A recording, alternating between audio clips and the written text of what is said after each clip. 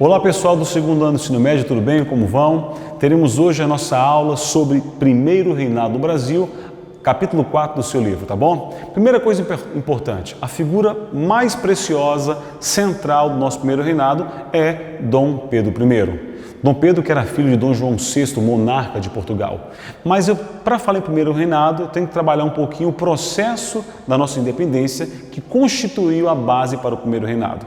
Então, qual era o contexto político da época? Você tinha o iluminismo muito forte na Europa, chegando no Brasil com as revoluções inglesa e francesa.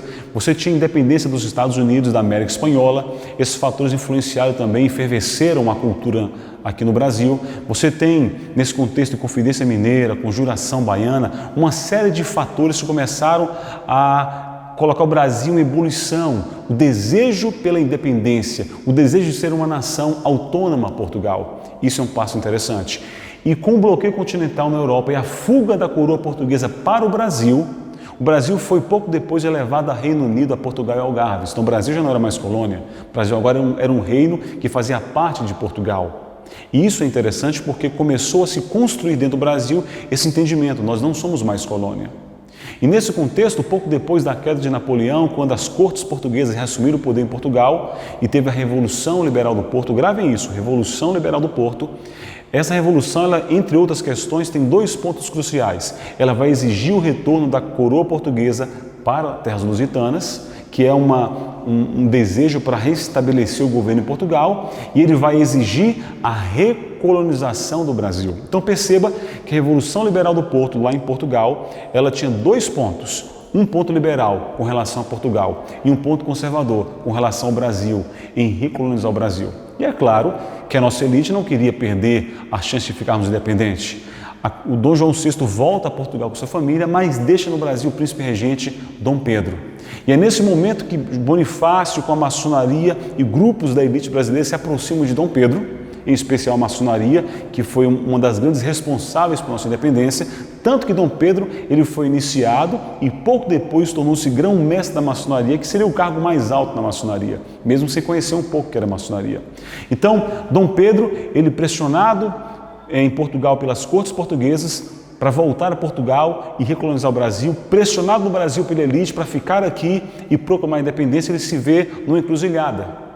E aí chega um momento em que ele percebe que as cortes portuguesas tratavam ele como se fosse um rapazinho, o termo que chamavam ele de maneira pejorativa, esse rapazinho abrasileirado, e ele ficou com seu ego ferido e pressionado por sua esposa e por Bonifácio.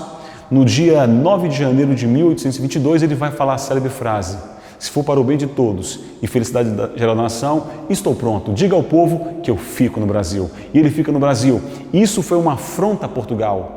A pressão aumentou até que, num certo momento, ele decidiu, pensando já no Brasil futuro, visitar as regiões do Brasil para conseguir apoio para a nossa independência. E voltando para o Rio, passando em São Paulo, ele recebe uma carta da Leopoldina, sua esposa, com alguns escritos de Bonifácio.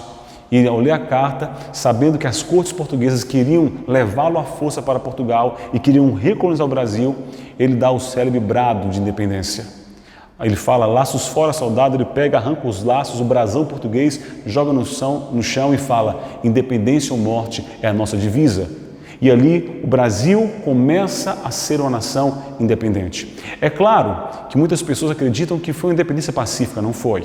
Isso é um erro, é um ledo engano. Nós tivemos muitos conflitos, em especial no Nordeste, onde os portugueses eram muito fortes e onde as tropas portuguesas queriam manter o Brasil como colônia.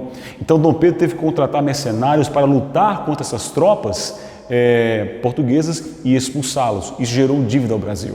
E o Brasil conseguiu vencer e Dom Pedro pacificou o Brasil, tornando-se agora Dom Pedro I. Ele não era mais um príncipe regente, agora ele era o imperador da nova nação, do novo império dos trópicos. E um ponto importante é que a primeira nação que reconheceu a nossa independência foi os Estados Unidos, debaixo da doutrina Monroe. É claro que o interesse norte-americano com essa doutrina, que é a América para os americanos, não era que todos nós ficássemos livres, a América em si. Eles tinham medo que a Europa tentasse nos recolonizar e eles perderiam o seu grande mercado aqui na América.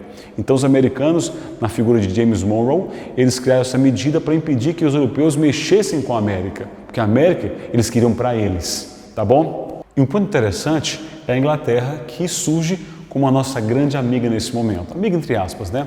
Portugal tinha uma dívida de aproximadamente 2 milhões de libras esterlinas na Inglaterra. E o Brasil queria uma aceitação internacional da sua independência. Os portugueses fizeram a seguinte exigência: nós permitimos e aceitamos a sua independência com a condição que vocês nos paguem uma indenização. E a Inglaterra surge nesse momento e fala: não, façamos o seguinte, nós vamos emprestar o dinheiro ao Brasil para que o Brasil pague a Portugal essa indenização. E a Inglaterra empresta ao Brasil 2 milhões de libras esterlinas, o Brasil pega o valor, paga a Portugal, Portugal paga a Inglaterra e o Brasil começa uma nação com a dívida externa vultuosa. Começamos assim a nossa independência. O Brasil se torna um reino endividado, mas um reino independente. E tinha tudo para ser uma grande nação. Nós teremos agora a nossa primeira Assembleia Constituinte, que vai ser responsável por construir a nossa primeira Constituição. Ela foi chamada de Constituição da Mandioca. Agora, por quê? Porque os homens que criaram essa Constituição estabeleceram um voto censitário. É um voto que você pode votar sendo homem e tem algumas regras financeiras. E a regra é que você tinha que ter uma produção anual de tantos alqueires de mandioca. Por que mandioca? Porque os portugueses, que também queriam participar da política, eles eram comerciantes, eles não tinham terra. Então isso praticamente afastava do processo da eleição os portugueses e colocava somente na mão da elite brasileira o direito de votar. Dom Pedro também percebeu que a Constituição cerceava um pouco o seu poder. Ele não gostou, ele vai lá e fecha a Assembleia Constituinte na chamada Noite da Agonia.